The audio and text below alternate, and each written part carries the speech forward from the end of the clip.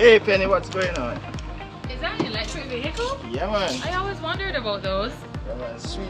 Can you show me how it works? Sure.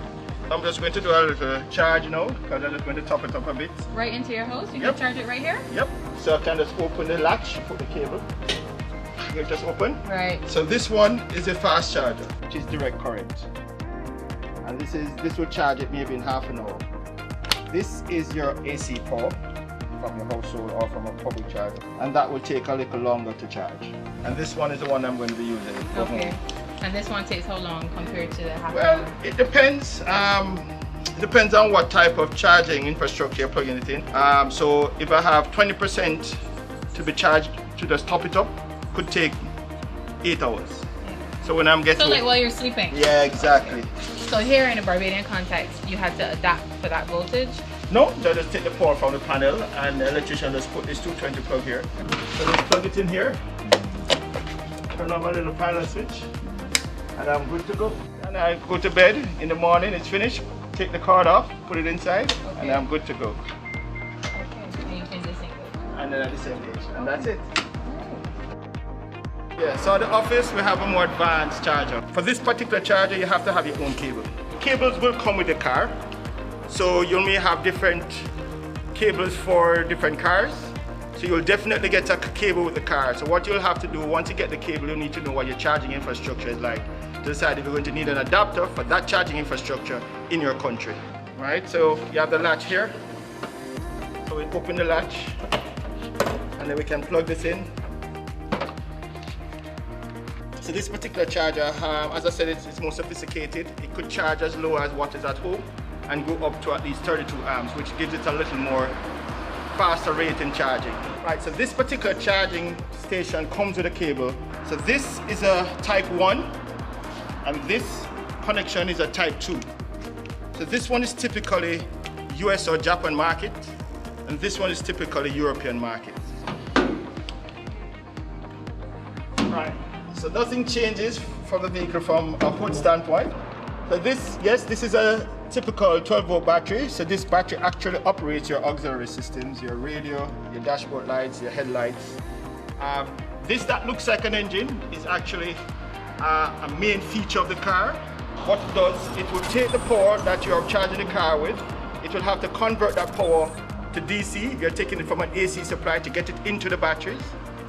And then when it leaves the battery, it needs to become AC again to drive the motor. So a lot of the features in the car, as it compares on ICE, is the same. So it has a lot of good features like that, which we'll see when we're driving the car.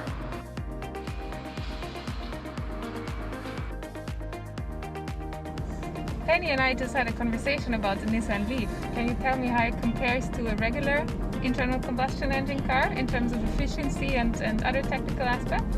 Yeah, you know, one thing about the electric, for the Leaf, it's like a normal car, but definitely more efficient. Internal combustion engine giving you about 25%. Electric vehicle, 70%. So acceleration is also better? Oh, fearless. Nice, love it. Excellent, and you see how quiet it is? It's I call it a yoga car.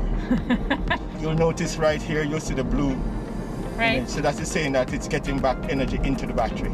Is that the regenerative braking? That is the regenerative braking. What does affect the range? Well, you know, climate control, so if I was to turn the AC off, Right. I'm now at 354.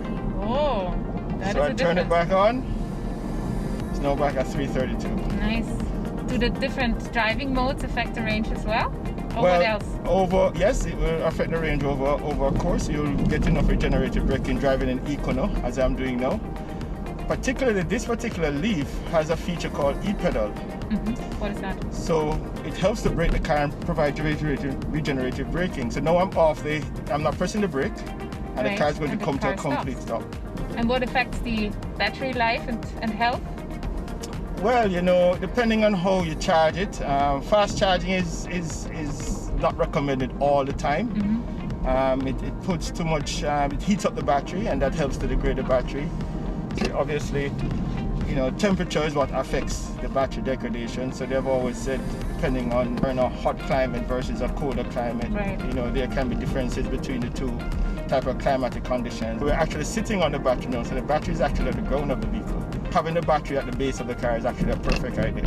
So we have a lower center of gravity? Exactly, so you know it handles better. Because there are also a number of concerns about electric vehicles and safety if an accident happens or something. So thing about safety is that, you know, we need proper persons to operate it, well, manage the car, maintaining the car. Car has about 400 volts going through it, so it's an electric vehicle. So there are particular normal electrical safety requirements. So you need the right technicians to actually maintain the car. If the car is in an accident, you know, we need to have first responders trained. The guys will need to be trained to know that this is an electric vehicle. How do they approach a car?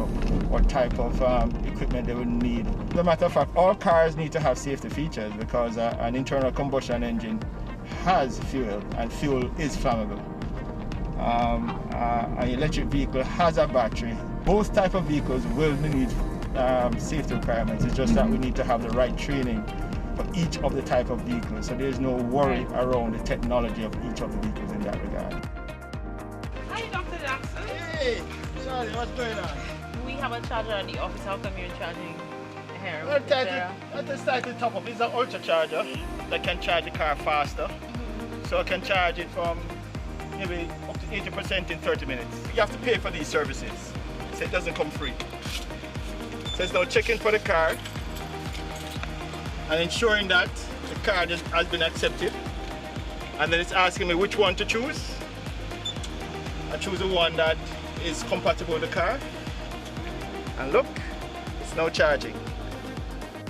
Do I have patience for this? I mean, what happens if I have an EV and it runs out of charge? This car can give you up to 380 kilometers. See the size of Barbados. I know you can get home with 380 kilometers. So you can get home and you go around the island if you want to. In St. Lucia, where I'm from, quite a hilly island. Isn't there a difference? Like, can I go around the island of St. Lucia? As a matter of fact, yeah, when you go up the hills, you're going to take a lot more to the battery. When you're coming down the hills, you can actually have regenerative braking, so you actually have power going back into the battery. You can plan your drive in a particular way and you'll be fine.